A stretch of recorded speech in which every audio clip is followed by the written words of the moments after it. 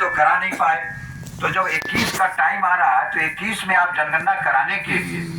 जाति को उसमें शामिल कीजिए और जनगणना करा के अच्छी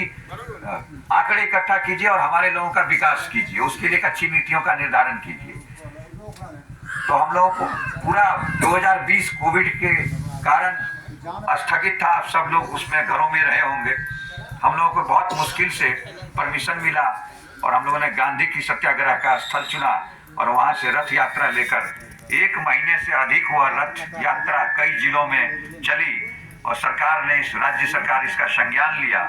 और राज्य सरकार के मुखिया अपने नेतृत्व में यहाँ के तमाम दलों को लेकर प्रधानमंत्री जी से मिलने गए और प्रधानमंत्री जी से आग्रह किया, प्रार्थना किया, सब कुछ उन्होंने किया कि भाई देश में जो जनगणना अभी होनी है उसमें जाति को शामिल करके देश में जाति जनगणना करा के एक मुकम्मल तस्वीर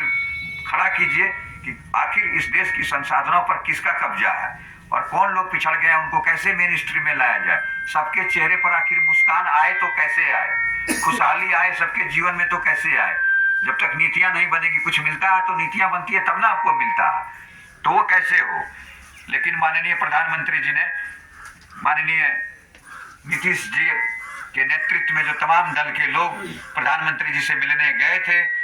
उनकी बातों को स्वीकार नहीं किया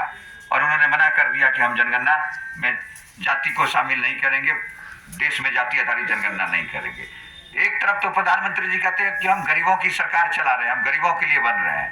लेकिन गरीबों के जीवन में वास्तविक सुधार अगर लाना चाहते हैं तो बिना उनके आंकड़ों का कैसे संभव हो सकता है। हम प्रधानमंत्री जी से यहाँ मीनापुर की धरती और आप लोगों के माध्यम से, आप लोग सब वोट देते हैं, तो आपके माध्यम से प्रधानमंत्री जी से मैं जानना चाहता हूँ कि आप बताइए, जब आपके पास कोई इलाज, कोई बीमारी का कारण ही नहीं पता है कि कैसे दूर करना है, तो आप कौन सी दवा देंगे इनको। तो इसके लिए जो जरूरी चीज है वो कर नहीं पा रहे हैं। तो केंद्र सरकार ने मना कर दिया। राज्य सरकार के मुखिया ने फैसला लिया कि हम अपने राज्य में, केंद्र ने नहीं कराया लेकिन हम अपने राज्य में, यह चूंकि बहुत जरूरी सवाल है, इसको माननीय मुख्यमंत्री नीतीश जी समझ चुके थे, तो उन्होंने अपने मंत्रिमंडल में तमाम दलों के साथ बैठक करके फैसला लिया कि भाई हम राज्य में कम से कम गणना तो हम कर ही सकते हैं। हम साइंटिफिक स्टडी नहीं कर सकते, मतलब जाति आधारित जनगणना जो होती है वो जनगणना विभाग भारत सरकार का करता है, वो काम तो हम नहीं कर सकते, लेकिन गणना तो कर ही सकते हैं, ये राज्य सरकार का अधिकार भी है। तो आप के विकास के लिए राज्य सरकार ने गणना कराने का काम पूरा किया और उस गणना का रिजल्ट भी, परिणाम भी आपके सामने आ गया और उस परिणाम के आने के बाद राज्य सरकार ने तुरंत अपने विधानसभा के सत्र में आरक्षण की सीमा बढ़ाने का निर्णय लिया और उसको विधिवत रूप से लागू करने की घोषणा कर दी। ये तो एक छोटा सा लाभ आपको मिला कि आपके बच्चे जो पढ़ लिख रहे हैं उनको विभिन्न राज्य सरकार की नौकरियों में जो जगह बढ़ गई, जो आरक्षण का दायरा बढ़ गया, जो परसेंटेज बढ़ गई, कल थोड़ा मिल रहा था आज थोड़ा ज्यादा मिल गया, इससे भी अधिक मिलेगी तब जब देश में राष्ट्रीय स्तर पर देश में गृह विभाग इस काम को अपने जनगणना आयुक्त के माध्यम से देश भर में करा ले। जिस दिन अगर देश में जाति आधारित जनगणना होगी तो एकदम दूध, पानी, मट्ठा, मक्खन सब अलग अलग हो जाएगा कि कौन वो लोग थे, वो कितनी उनकी संख्या जो देश के तमाम संसाधनों को उनका कब्जा है, वो कौन लोग हैं